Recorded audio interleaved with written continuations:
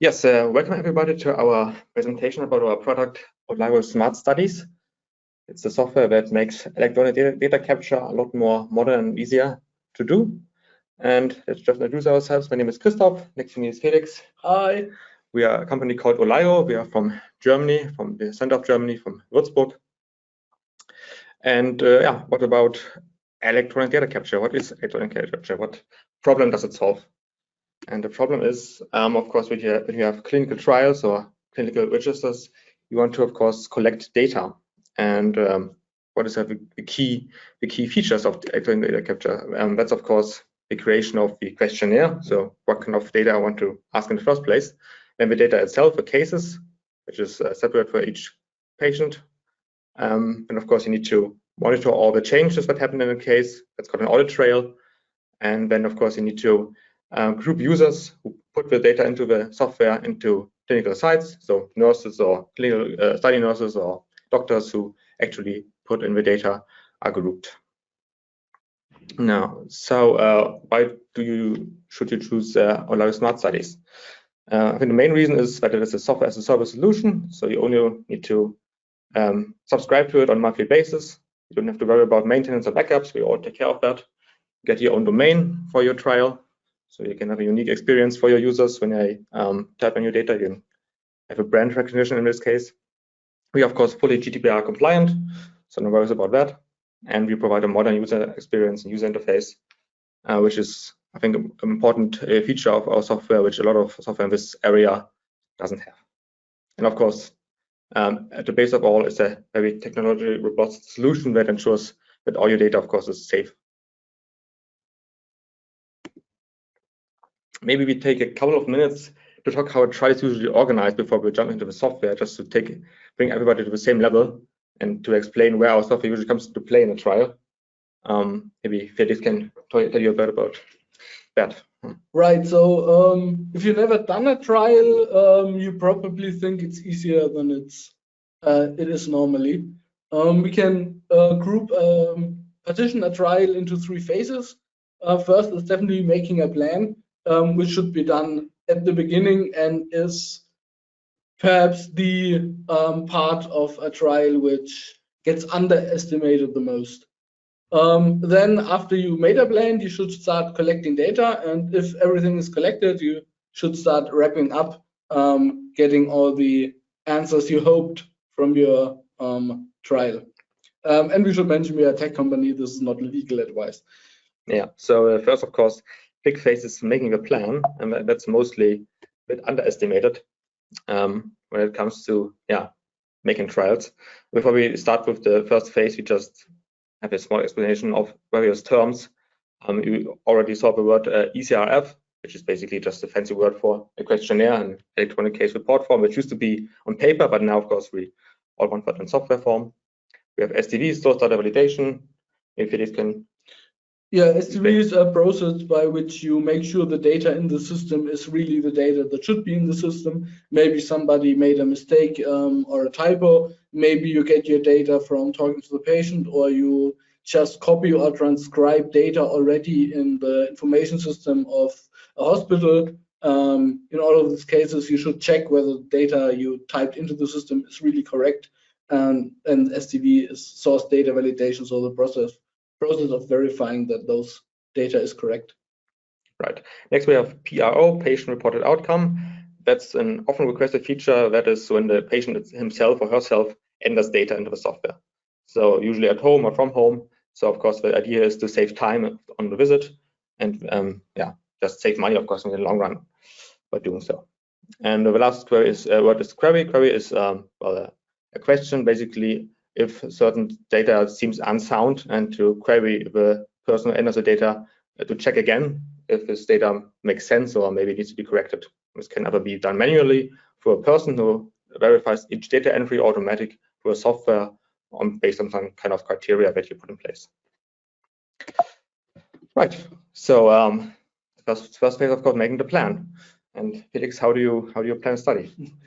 Well, a couple of points you need to take into account. The first point is probably really, why do you make a study? One might think that it's obvious, but the desire to make a study can come from very different parts of an organization. Oftentimes, it's even the marketing department who says we need a study for our product, even though there is no legal reason to do a study. It might still be just a good idea from a marketing perspective to say, be able to say, has done clinical trials and works and give it a sciencey stamp.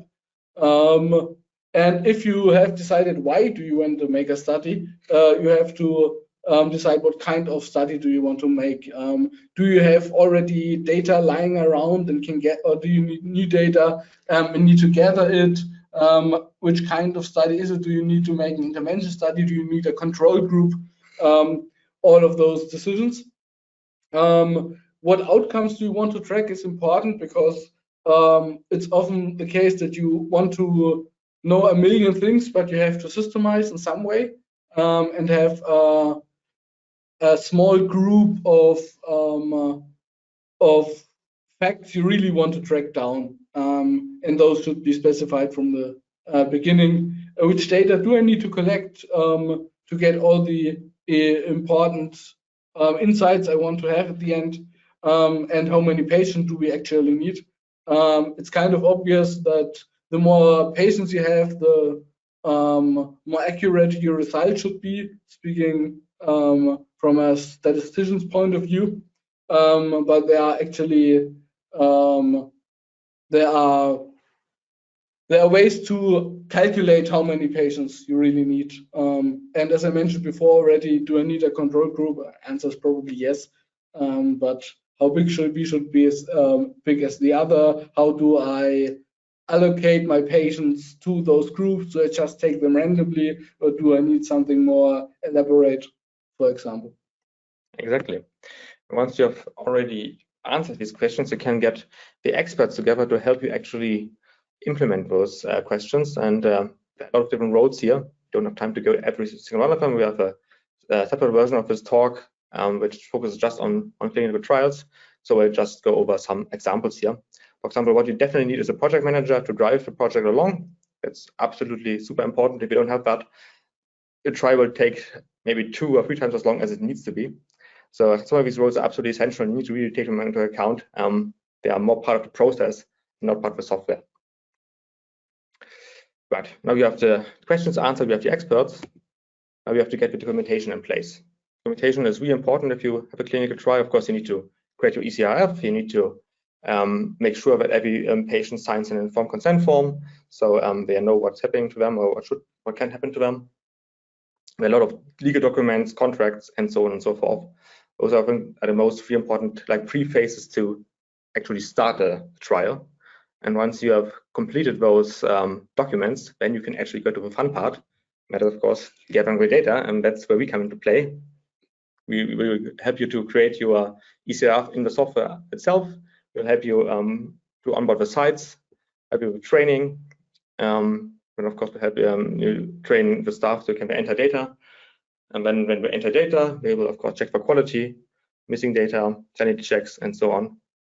And once you have completed your gathering of data, the trial ends, and we do a wrapping up phase, right, Felix? Right. So for wrapping up, you should first check if everything is really clean. Are all my queries answered? Have all parts of the questionnaire been logged and confirmed by, say, a PI or a doctor? Are there any missing data left? And if that's not the case, it's a good idea to make one final go at the data evaluation plan and see if the whole data evaluation plan is finalized. So how do I calculate my statistical outcomes? And if both of those are done, we would close the database, which basically means we freeze access to the data. Nobody can change data anymore. Nobody can create new queries. Nobody can basically do anything which gets into the audit trail. External users like patients can no longer report their own patient reported outcome and so on. And from this point on, we would normally make an evaluation, which means somebody will take all the data that is in the system, export it, and then do the magic of a statistician to get all the answers you want.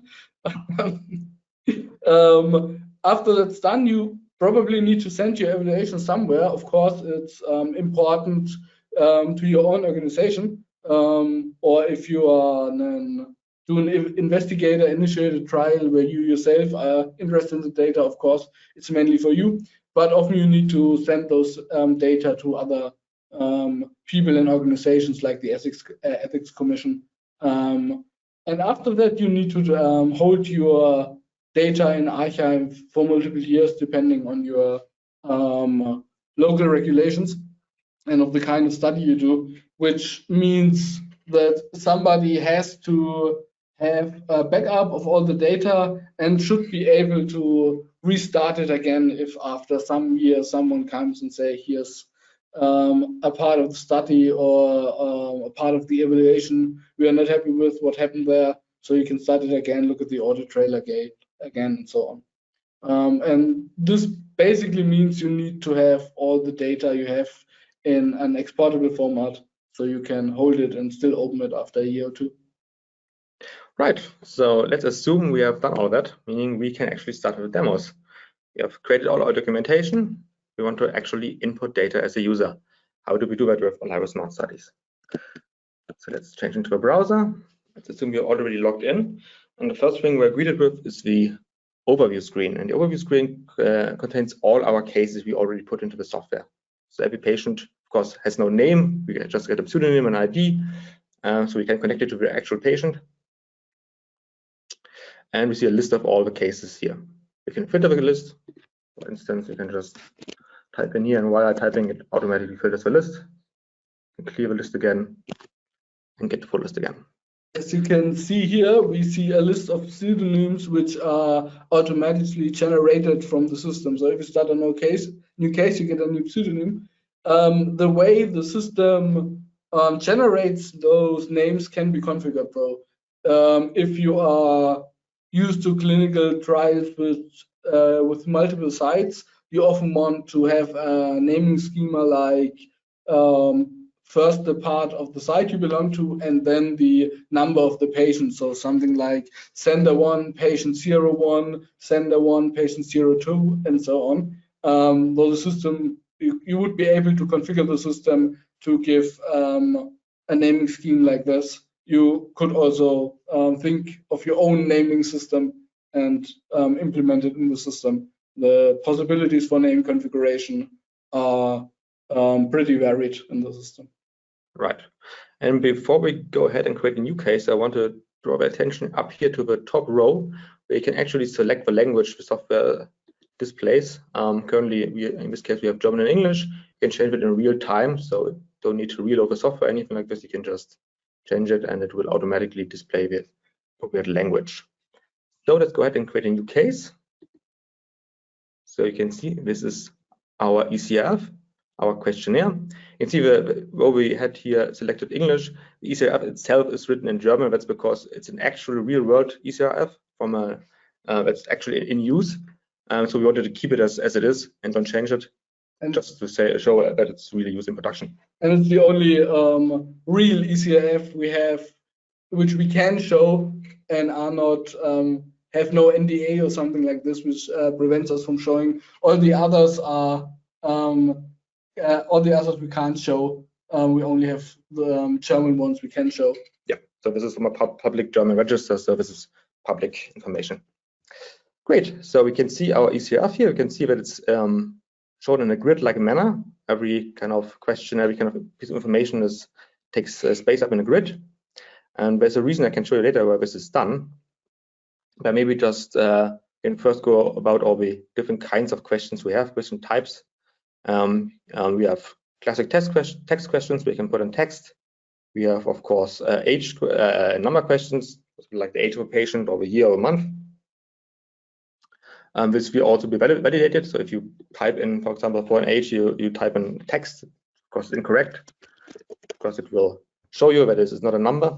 You can just correct this and set it to a number. Furthermore, we can do further validations on the year, on the number. For example, if the age should be in a certain range, say from 1 to 120 years, but you type in, because you made a typo, maybe you added a 0 too much, for example. You can see in this top right corner the icon changed to a red exclamation mark in the message, and you can actually customize this message. So in this case, it's German, but you can use any language you want, of course. In this case, it says that the age should not be higher than 130 years. That seems very reasonable, so we can correct it back to 120. So we have seen text questions, we have seen number questions. We see here is single choice questions, and now I select something. For example, I select the other option here. You can see on the right-hand side a follow-up question pops up. So we can also have follow-up questions, and this is also the reason for the grid, for the layout. Because we have a gap here, we don't push all the other questions down, we just hide that. That's really important. If you type in a lot of data very quickly, you don't want to move around a lot of questions too quickly. So you can, all the other questions are still in place, and so you still know where you are in the questionnaire. You can quickly and efficiently answer questions. Right, we have seen single choice questions. Let's maybe see here, we have multiple choice questions. Addressed as well. Maybe just a little tricky if you want to undo all of your input and you don't want to do it by hand, like clicking on it again. You can just press the X in the top right corner here, and it clears the input, and everything is cleared. It's especially important for single choice questions, where of course you can't just re-click it. You of course need to clear the input if you want to completely delete it. Also, depending on whether you need to make sure every question is mandatory, there might be a slight semantic change between an multiple choice question where no answer is ticked and a multiple choice question which is not answered. So depending on how you structure your eCRF, you could actually use the different kind of informations. But it's probably not a good idea to rely on that subtle semantic difference. It will most likely just drive your users crazy. Right, yeah. So you have seen multiple choice, we have seen a single choice. We can see next is a date question, and you can see this is a custom date picker to select your date. And you might ask, why is this a custom date picker? The reason is, not in all studies you need the full date. In certain studies you maybe only need the month and the year, or the day and the month, or the month and the day. And depending on what you want, you can configure it to actually only ask for the parts of information that you need. So if you don't need the full day or only the full month, you can configure that to only ask for necessary parts. And that, of course, is a custom feature that you cannot use with the browser's built-in date pickers. You need to, of course, build your own, use your own date picker. You can also configure where the start and end date should be, so that the software automatically selects the date range which is most likely to just let you click it, and which is least likely to make you navigate in the year. So you see all the years most likely to be entered on the first panel, and this minimizes the need for you to select different panels, maybe the last 50 years or 20 years back or forth. Right. This is really important for our users, especially for our study nurses and doctors who often have to put in a lot of data in a very short amount of time, so we can't waste time by selecting the right date. And so that helps them to efficiently select the right date in a very short amount of time. Right, so what we've already seen are day questions, number questions, text questions, multiple choice, single choice. What you can see here is the possibility to put arbitrary formatted text, including links and tables, into your questions or into your information. Right here we can see a link, so you can open it in a new tab. And so you can just put in a link for further information, because you don't want to put out information in this question. Maybe you want to outsource it to another source. No problem, you can just add a link, and you can see it's just a link to another website. It might sound like a small thing, but you can really customize the way the questions look. As you can see, the first line in that question is a bit has a slightly larger font size than the lines below it. But we had actually real cases from real studies where a customer wanted to use a psychological test, and the psychological test was licensed, and the customer didn't get the license until they changed the look and feel of the questions the way they are represented in the original paper psychological test. So it was an extremely important point to get the design as much to the paper as possible, just so you can get the license to use the test. And those things are pretty easy if you can just make arbitrary changes to the layout. Exactly. So I think we have seen most question types already. We have seen the possibility to create follow-up questions. We have seen the possibility to create restrictions for certain types like numbers that put out warnings. Maybe at the top we can see these two buttons here. One says save, one says summary. Save, of course, is obvious. That saves the case. Let's just save it. For the sake of it, we get a little bubble here in the top right corner saying that our case was successfully saved. And the button next to it says summary, and that is what it says. It's a summary of all the changes. So I just saved this case for the first time, and you can see I only put in the age, and I answered this single choice question and nothing more. Right. So we have seen that you can save cases, that you can see a summary of the case. Of course, you have the case name. This is a newly generated name. This doesn't need to be, as Felix already said, in this pseudonym form. It can also be an increasing number, for example. It's often requested that we have a monotonically increasing number. We even have a special format which you can configure where the system automatically generates pseudonyms, but never generates pseudonyms that are within one typo of another pseudonym. So if you feel that you might make a typo and load the wrong case, which sometimes happens, this is a great way to safeguard against it. So every one typo in a pseudonym does never lead to another pseudonym. Only after 2 typos you can get to another pseudonym. Of course, this only works for the standard system case generation. If you want your cases to be named center 1, patient 1, then of course you have the problem that if you type a 1 instead of a 2, you get the wrong case and not a message saying that the case doesn't exist. Exactly. And before I go back to the overview, I just wanted to mention this little person icon you can see here next to the name and location of the clinic. And this little person icon, what it does is it copies information from your profile. In a lot of cases, eCRFs have information that is basically always the same for a certain clinic or a certain person. And it's usually not specific for the patient, but more for the site. So it's the same for every site and every case in this site.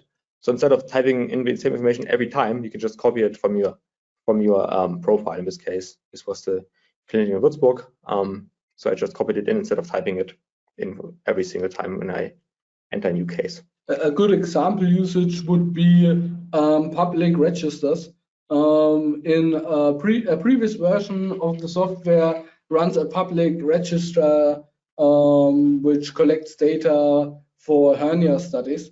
And there people use the data mostly for research purposes. So it can be that a doctor is at one clinic and uses the register over 10 or more years, and in the meantime switches the clinic, so he can just keep some of the data he needs to fill out all the time in his profile, and then when he switches the clinic, goes to another hospital, he can change the data in the profile, and all new cases will automatically get the new data where he is with just one click, and that saves a lot of time.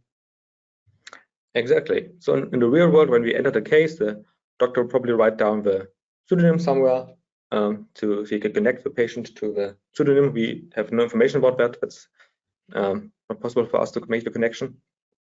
We get back to the overview, and of course, we see our newly created case in the bottom in this case. You can see that it was just created, and we edited it once. The last change was a couple of minutes ago. Right, so we have seen how we can create new cases. Of course, we can edit cases. Just open the case again to see if we can. Of course, we can edit cases. We see our age still here, obviously. Last time I didn't save the clinic. Let's save it again. Look at the summary and let's see. Of course, change the clinic. So back to the overview. It's now we have seen everything. I think that's important about cases. Let's go back to the presentation, and we have put out our data as a user. That's most interesting for study nurses and of course doctors. The next feature I want to show, of course, is creating the eCRF. That's usually not done by study nurses. That's usually done by in the beginning, once the trial is set up by somebody who manages the trial, data manager, for example, or some role like this. So how we do that? We can do that by clicking the administration button here in the top. It only is available for administrators. In this case, I'm administrator, so I have this button. I click it, and I have multiple options here. We are interested in the Manage eCRFs button. We click it. We see all the eCRFs on the server. We usually have one eCRF per trial, so in this case, it's just one default eCRF. We open it up, and we have our eCRF editor. And this is quite, I would say, one of the most powerful pieces of the software, definitely. It's also the most complicated, but again, it's very, very powerful. It consists of 3 parts. The right part here shows the structure of the questionnaire. So every single question and group of questions is found here. In the bottom left corner, you can see the detailed information for a single node in this tree. For example, if I click a line up here, you can see all the detailed information for this node is shown here. For example, the name, text here, it can be edited. Show the text here. And on the top right corner here, I can see a preview of my eCRF. So I don't have to save it every time. I can basically work with it in real time. Right. So let's just make some quick edits to see how it actually works in the real world. Let's select, for example, the name and the clinic right here. I can see the clinic and patient here as a text, and I can just use all the possibilities of a what you see is what you get editor to edit this question, right? For example, I can add a little test at the end of it. Maybe I want it to be italic, and I click the button here in the top right corner to synchronize it. And you can see, we changed our little segment here to say test in italic. Right. Of course, you can also add new questions here.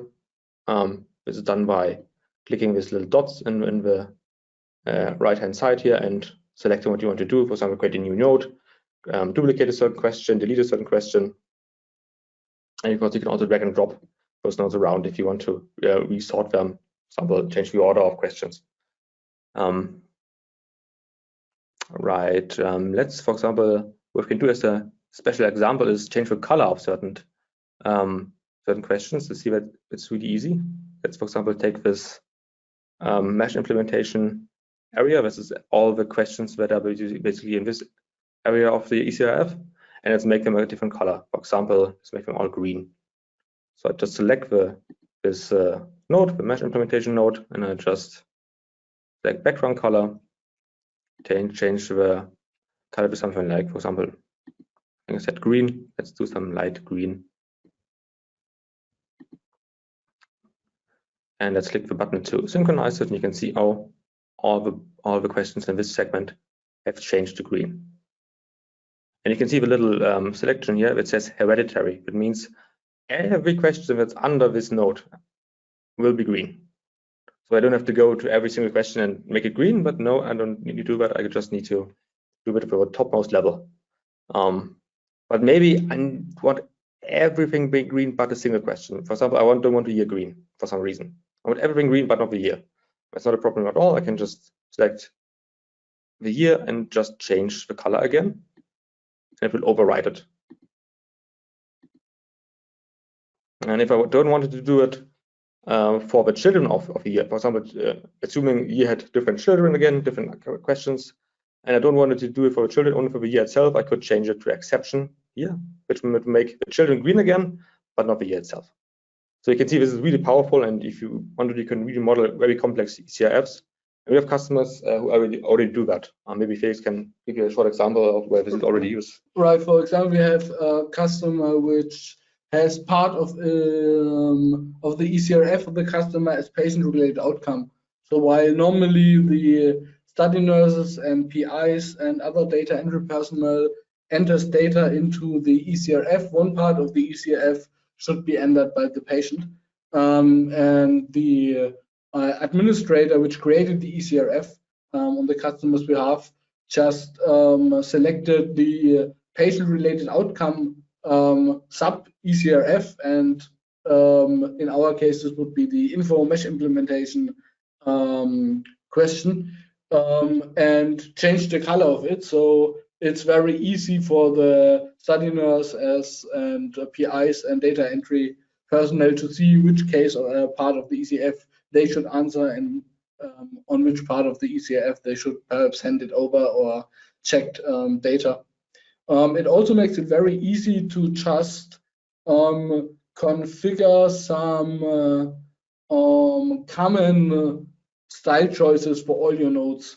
Of course, you can give another background color to some part of the eCRF, but you can also go to the root node, which basically is the node where all other nodes are children of, and just make configurations there, and all the other question will inherit those configurations. If you wanted to say have the questions not be half the page wide, but the full page wide, you could just go to the root question, set a width for the questions, and all questions in your questionnaire would automatically inherit that. So it's also very handy for making common configurations to all questions, and then just make changes there where it's needed. Right. So just to reiterate on that, we can basically change this inheritance rule for every single property, not only for the background color, but for the text and for the layout, just as Felix mentioned right now. Right. One little trick I wanted to show you is the top node here says group root, and it can be used to group the questionnaire into different kind of styles, let's say. And for example, maybe I don't want to have a long eCRF that I need to scroll a lot. Maybe that's not what I want on a mobile device, for example. Maybe I want different tabs for some reason. There's no problem at all. I can just change the node type to a tab bar, click the synchronous button, and voila, I can just have different sections here, all the sections here are represented as different tabs, and now I don't have to scroll anymore as much as I did before. You can also use the tabs not only at the top level, which we see here. You can also use tabs within the normal eCRF and sub questions. So maybe you have a list of medication the patient needs to use. You could just have a tab patient data and then some questions, and below those questions you could have a medication question, and then have as many tabs as the patient needs medication. Of course, you can also do tabs below tabs and tabs below tabs below tabs and build a hierarchy of tabs. This is all possible at every stage of the eCRF. You can basically make tabs appear. You can even calculate the number of tabs that should appear based on user input. For example, if somebody says they have 4 children, you can make 4 tabs appear, or something like that. Right. So maybe just to complete the view of the editor, you can see in the right-hand side here that the names, they don't match. So the text here is not the same as the other text here. That's not because we have different purposes. This text here is the text that actually is shown to the user, to the study nurse who puts the data in. And the text on the right-hand side here is used for export. So that's the name basically that is used for export to Microsoft Excel, for example, or some kind of CSV or SQL file. But usually don't want to have any spaces in there or special characters. You only want ASCII characters in this kind of area. So these differ in this kind of purposes. This is only for display purposes, and this is for export purposes, basically. This is also useful if you want to change maybe the text during the trial because you missed a typo while proofreading. Of course, you should keep changes to the eCRF during the trial to a minimum, but it's often the case that something just comes up and you have to change something. And in this case, you could just change the user-facing text. So the data entry personnel sees the typo-free version of the question, but the export is still the old. So you can still use your old Python scripts or statistics or whatever to read the old exports because they don't change, but the user sees the new text. Exactly. To conclude with this view, we have the 3 buttons at the top here. You can see the save button is quite obvious, but of course would save the actual eCRF back and edit it. We don't want to do that right now for further testing purposes. And the other 2 buttons, upload and download, they are used to export the eCRF itself. So maybe, for example, you have a trial which is really similar to another trial, and you have a different server.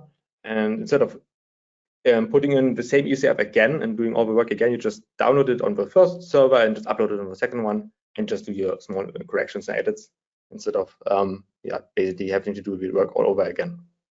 That's especially useful if you have a production server and need to do some changes, but you want to test them and you basically want to test them on a server which has no cases whatsoever. You can just go on the production server, save the download the current version of the eCRF, fire up a test server, and then test on the test server and change your eCRF to your heart's content. And then after you're done, basically check it and then maybe upload it onto the production server again.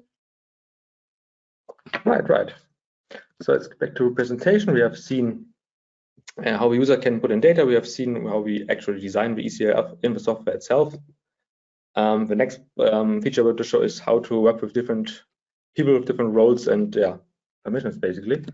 How we do that, I can show you again. We can go back to the administration link in the top of the screen. And instead of going to manage eCRF, this time we want to manage users. Click on manage user, and you can see we have 2 sites. In this case, you have the name Centrum 1 and Centrum 2, which are just clinical site 1 and clinical site 2. And you can see the owner is the administrator, and all members have access to the cases. And so if I click on this user button here, you can see it shows me all the users for this center. For this site, you can see that number 3 and number 1 have access to all the shared cases, and number 2 is only invited. So you have to invite users first into a certain group before they are actually added to the group. Right. Same do for the other side. You can see there's only 1 user and site 2 currently. And we also want to show you how it looks like actually as a normal user. Currently, we are logged in as an administrator. So the administrator sees every single case. So as can be seen here. But the user, of course, will only see their own cases. So let's log out as the administrator, and let's log in as one of the example users. Just have pre-filled this already. Let's use the user number 1. And you can see they only see the 2 cases from their site and not the other cases. Right. Let's go back to the administrator view and go back to the managed user panel. Exactly. Of course, you can add new groups here if you want to. You can certainly set the access to the cases. So if only the owner should be able to access cases or members, or it should be read-only access.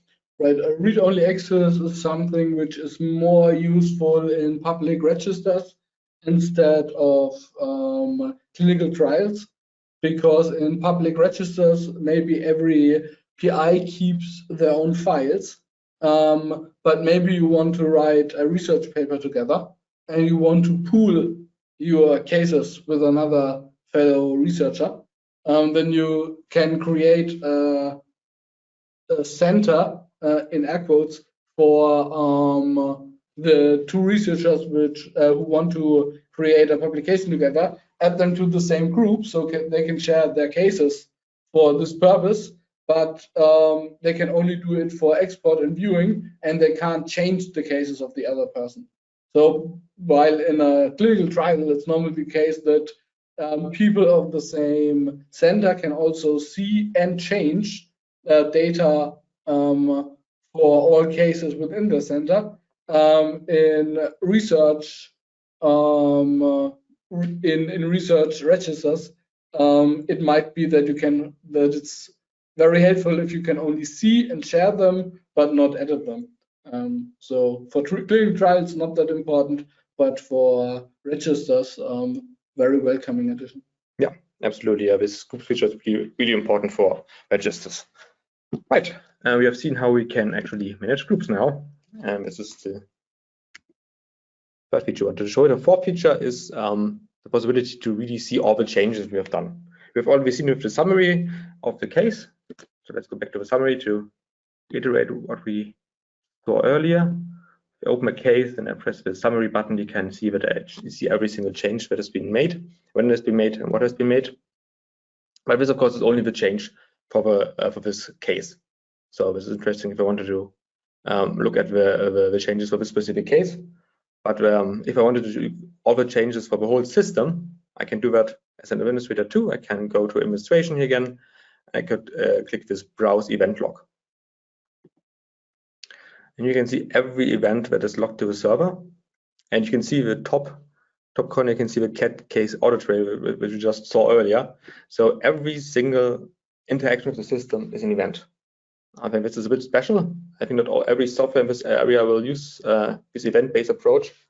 Maybe Felix can talk a bit about this. Yeah. So an event-based approach is pretty common for medical system. I think our system might go one step further in that it's not only a log file that is read, it's really the data in the system, which means you could, in theory, delete events in the system and restart the server, or you cannot delete them, but you can mark them as delete. You can never delete anything, but you could mark them as delete, and then the server starts up and reapplies all events and calculates the state the system would be in if the events that you have marked as deleted would not have occurred. This can be especially useful for a GDPR request. Let's say someone sends you a GDPR request that the data should not be used anymore. There are basically a number of ways you can deal with it. Maybe you just say, okay, it will not be exported again or something like that. But in this case, you could really search for the user, mark events as the user for the user as deleted, and then restart the server, and the server would build up the whole database as if the user never existed, and you could only see anything relating to the user in the audit trail, but never in any normal data. And this gives you a lot of leeway when you need to accommodate GDPR requests. Yeah, right. So maybe what to take home here is this is not some kind of side show here. This is the actual data. So right. The list of these entries is the actual data in the system. There's nothing else in the system that makes up the data. Right. So I've seen that you can actually really go into the details here and look at every single event and its corresponding data. And let's finish up the demos with our export. So of course you want to export the data in the final stage of the trial, and of course you can do that by pressing the statistics button here and selecting what kind of cases you want to be exported. For example, cases entered by the user itself or all cases on the server. Of course, this is only possible if you're an administrator. If you are a normal user, you cannot obviously download all the cases on the server, but only your own. Right. As a normal user, the system takes into account the centers. So it's not only cases that you created, it's all so cases that you can edit because you might be in a group which allows you to edit those cases. Right. I can press download here, and you can see that the file is downloaded. I already opened up in Excel, and you can see here that we have a column for every question, and the text of the question column is obviously the name from earlier again, the name on the right hand side of the eCRF editor, which we explained this uses a name for export, and this reappears here. So if you want to do your evaluation in Microsoft Excel, you can just use this name and do your evaluation of that. Maybe Felix can explain this double colon syntax here. Right. So the idea is basically you have one column per question and you have one line per patient. But the problem is for multiple choice questions, it's not a good idea to keep all multiple choice questions within one cell, all answers to a multiple choice question for one patient within one cell, because you have to separate it somehow. Maybe you have a list of comorbidities and he's a smoker and he drinks alcohol, then you would have smoker, alcohol, and then you would need to pass that to understand what it means.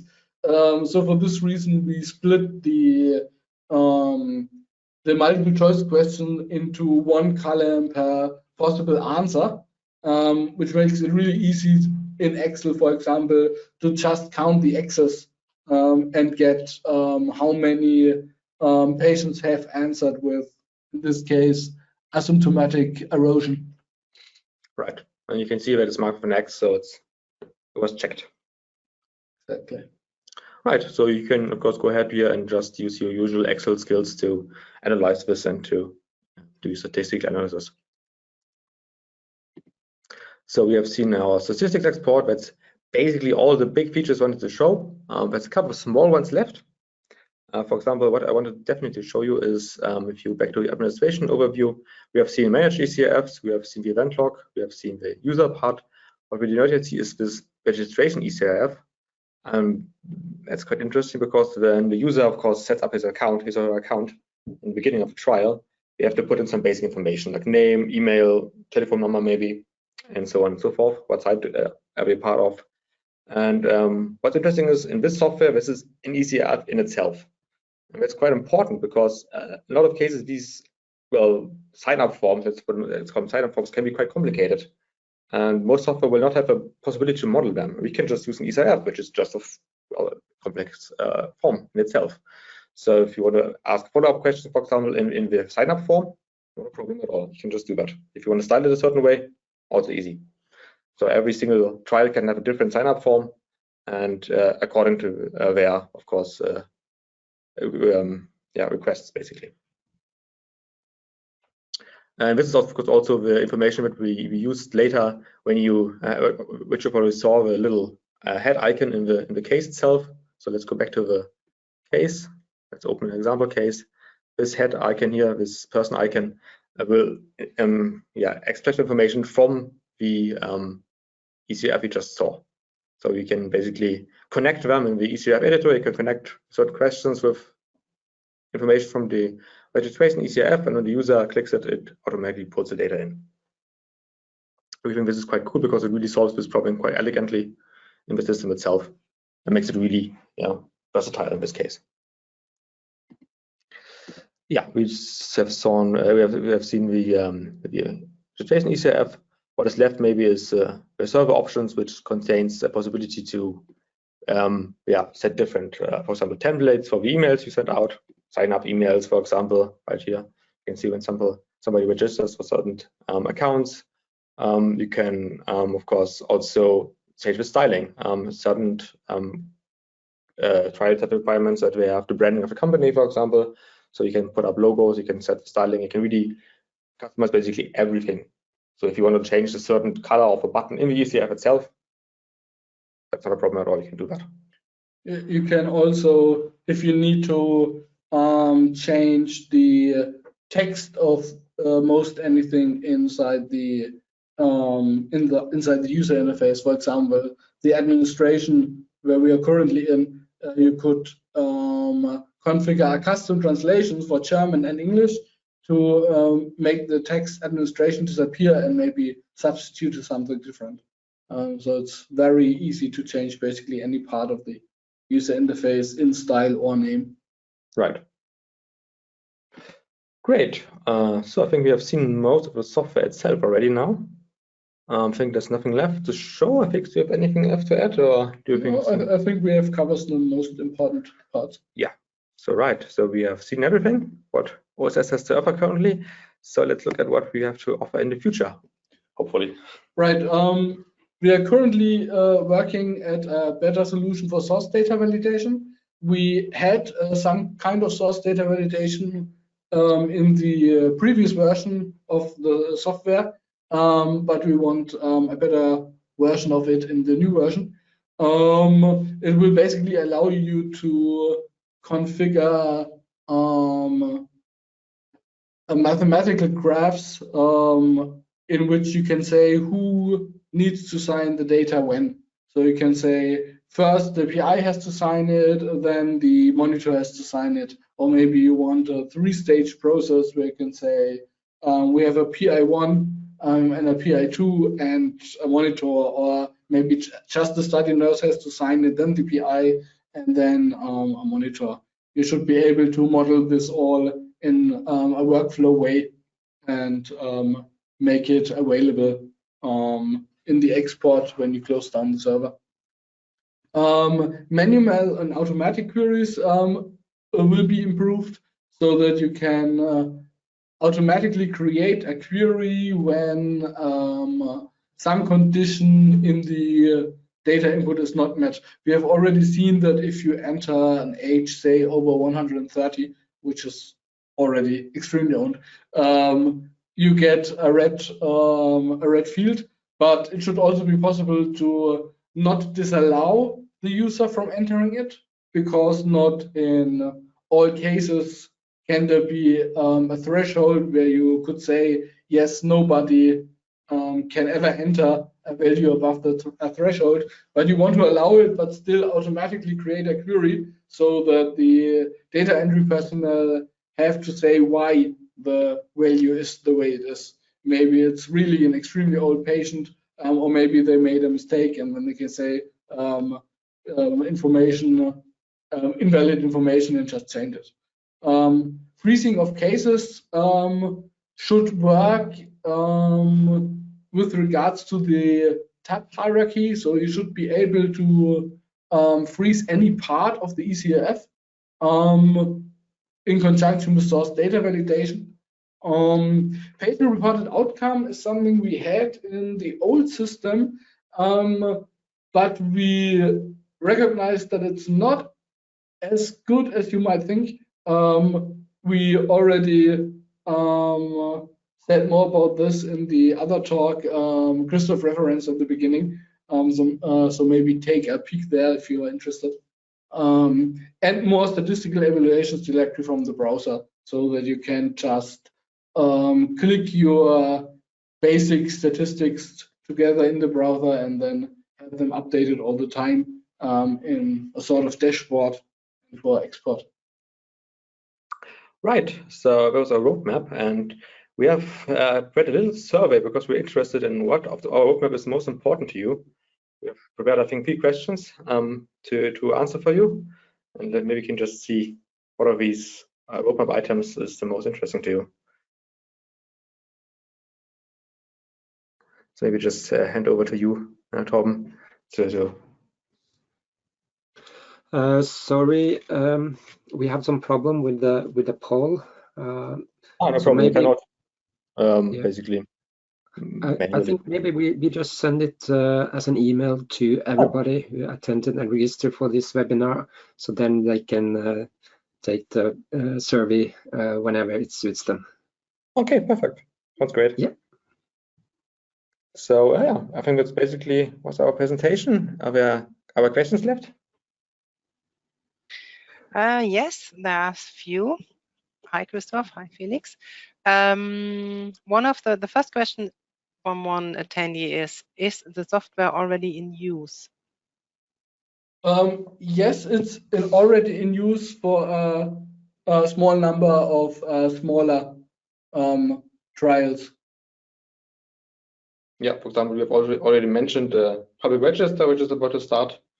And we have also in the private sector a couple of medical companies who are using it, medical device companies especially.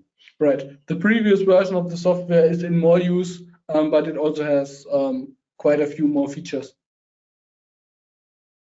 Okay.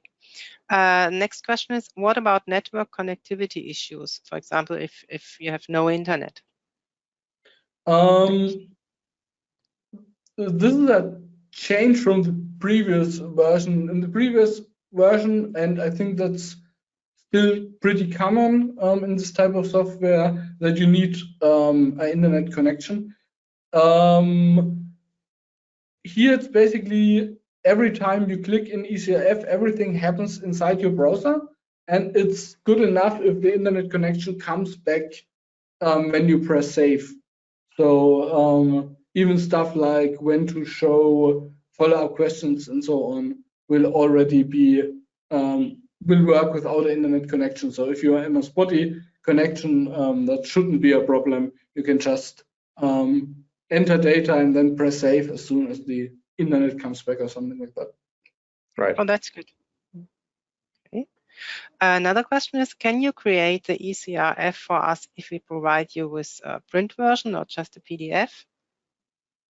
Yes, we can create an eCRF from PDFs or HTML forms or even another software if we have access to it. That shouldn't be a problem. Okay, so now it's on time. The last question, what about pricing? Yeah, what about pricing? That's a good question. I think Alfasoft can say a few words about that. We have together with them to create a pricing overview page already. Yeah, we created one, so it's on demand. So everybody who's interested can contact us, and we are happy to assist. We have all pricing in one document and send it over. And even more, if there are more questions, yeah, people should not hesitate to write us directly. It's okay if you write to an email to info@alfasoft.com or to my name, it's Christine.erbe, but info@alfasoft.com is fine, and I will pick it up and I will get back to you. And yeah, we can discuss details, what people need, because as far as I can see, it's a kind of mixture. The pricing is not, you don't need everything, but all that you can need. It's a module system, and you or Christoph and Felix can help you through the whole process. Exactly. Good. Thank you from my side. Anything else, Tom? Yeah, thank you. It's been a long day with many webinars, so I'm feeling a bit tired, but it was a great presentation, Christoph and Felix. Thank you. Thank you also. You're welcome. We should mention, Torgrim, we have everything will be later on our YouTube channel, and we already have a webinar done in April with Christoph and Felix. It's kind of the German version of this webinar, and we have another one where they talk about their experience with study planning. And yeah, if people are interested in more, they can ask us, or they just go to our Alfasoft YouTube channel and watch out for the for Olyro webinars. There are more than this. Yeah, and as I mentioned in the introduction, we will be sending all registered for this webinar links to the recordings and any additional resources. So look up for an email from us next week when we have published everything. Well, over next week, I think. Yeah. Okay, thank you so much. Yep, thank you, and have a nice evening all.